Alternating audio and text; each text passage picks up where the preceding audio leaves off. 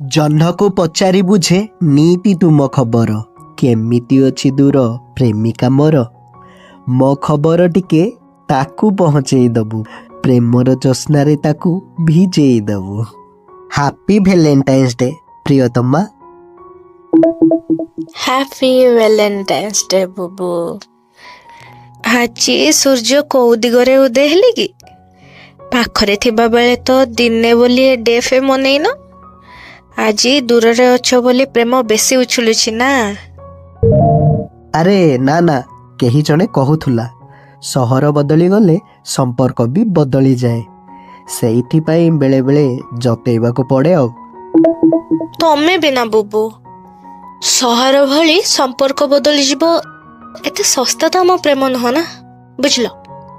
ହଁ, ଆଉ ଗୋଟେ କଥା, ଆସିଲା ବେଳେ ସେ ଛୋଟ ଛୋଟ ହ୍ୱାଇଟ୍ ହାର୍ଟ ଚକୋଲେଟ୍ ଆଣିବାକୁ ଯେମିତି ଜମାରୁ ଭୁଲିବନି ହେଲା। ଆଚ୍ଛା, ସେଇ ଚକୋଲେଟ୍ ହଉ ଆଣିଦେବି।